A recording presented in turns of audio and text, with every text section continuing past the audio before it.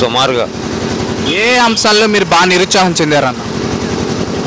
అన్ని అంశాల్లో కొరతలయ్యి ఒక అంశం అన్ని విషయాల్లో కూడా కొరతలే. ఆయనకి పెట్టు ఈసారి రాష్ట్ర వ్యాప్తంగా ఏ పార్టీ అధికారంలోకి వస్తే టీడీపీ వస్తుంది. ఏంటన్నయ్య తెలుగుదేశం గెలుపుకి అనుకూలించే అంశాలు ఏమున్నాయి? అంశాలు అంటే అతనికి వ్యతిరేకత బాగా వచ్చింది జగన్కి. ఆ వ్యతిరేకతే టీడీపీకి అనుకూలం అయింది.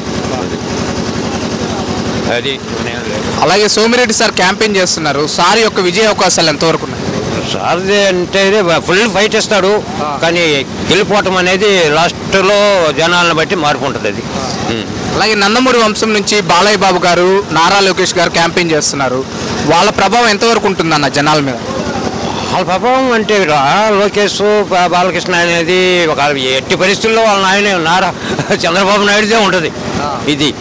అంతే. ఇబ్బంది. థ్యాంక్స్ అన్నయ్య. చెప్పండి అన్నయ్య, త్వరలోనే ఎన్నికలు వస్తున్నాయి. వైసీపీ ప్రభుత్వ పనితీరు మీకు 5 ఏళ్లలో ఎలా అనిపించింది? 5 ఏళ్ళలో ఎలా అనిపించిందంట, ఊర్లో మంచి ఫిట్టింగ్ పెట్టి మంచి పని చేస్తున్నాడు అన్నగారు.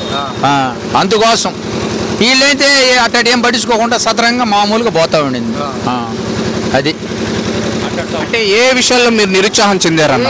ఏముంది, ఊళ్ళో పోతే ఆ పార్టీలో ఓటేసినా కూడా ఆ పార్టీ మనిషి మన కాదు అనేది ఊళ్ళో ఫిట్టింగ్ పెట్టేది, గొడవలు పెట్టేది, పోలీసు వాళ్ళని పైకి పంపించేది, ఇదే గొడవలు. అందుకోసం తలకాయ నొప్పి పడుతుంది. అయితే ఈసారి రాష్ట్ర వ్యాప్తంగా ఏ పార్టీ అధికారంలోకి వస్తే ఇప్పుడు మీరు చెప్పిన సమస్యలు ఉండవంటారు? ఉండవు. అదే ఏ పార్టీ రావాలి? వాళ్ళ పార్టీ టీడీపీ రావాలా? ఏంటన్నా తెలుగుదేశం పార్టీ మీద అంత నమ్మకం ఏంటి? నమ్మకం అంటే వాళ్ళు అంత ముందుగా ఉన్నప్పుడు ఇవన్నీ పట్టించుకోవాలా. ఏం వాళ్ళ పార్టీకి వాళ్ళ పనులు వాళ్ళు చేసుకుంటా, వాళ్ళ పార్టీకి వాళ్ళు ఉంటా, అవన్నీ మామూలుగా ఉండి. ఇదేంటంటే ఊళ్ళో ఒక్కొక్కటి పెట్టేది, ఓటు ఏంటంటే ఓట్లు వేసుకున్నదా బాగుండేది, ఓట్లు వేసుకున్నట్టు ఫిట్టింగ్ పెట్టేది. ఈ ఆటలో ఉంది. ఓకే అన్న, థ్యాంక్ యూ అన్న. ఏం చెప్పమని ఎలా అనిపించింది మీకు? చెప్పండి అన్న. మాకు నచ్చలేదన్న. చెప్పండి, ఏం నచ్చలేదు, ఎందుకు నచ్చలేదు? ఏం చేశాడన్న నచ్చడానికి? ఏం చేయలేదు కదా నచ్చన. మాకేం చేశాడు? ఏం చేయలే, మాకు నచ్చలా. ఇంకేం చెప్తుంది దానికి? ఇంకా నచ్చింది అనే దానికి ఎన్నో కారణాలు ఉంటాయి, నచ్చని దానికి ఇంక కారణాలు ఏముంది? అయితే రాష్ట్ర వ్యాప్తంగా ఈసారి ఏ పార్టీ అధికారంలోకి వస్తే డెవలప్మెంట్ జరుగుతుందని అనుకుంటున్నారు? టీడీపీ వస్తుందని సరే.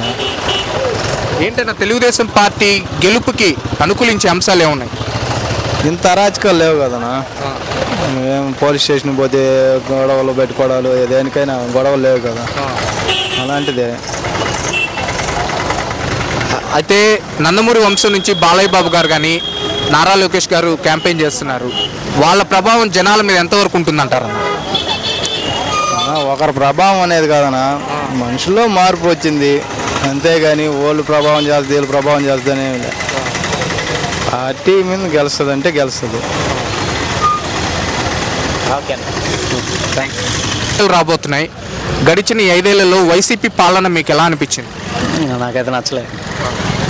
అంటే ఏ విషయాల్లో మీరు నిరుత్సాహం చెందారు?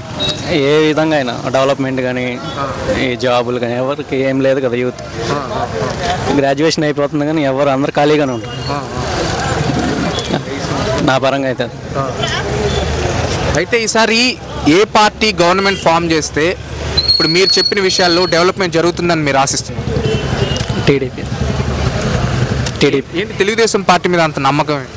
అంతకుముందు చూసాం కదన్నా, ఆల్రెడీ హైదరాబాద్లో చూస్తున్నాం. ఇప్పుడు అదే నమ్మకం చేస్తారని. అయితే వాళ్ళ యొక్క విజయానికి ఈసారి అనుకూలించే అంశాలు ఏమైనా ఉంటాయనుకుంటున్నారు? జనాల్లో మార్పే.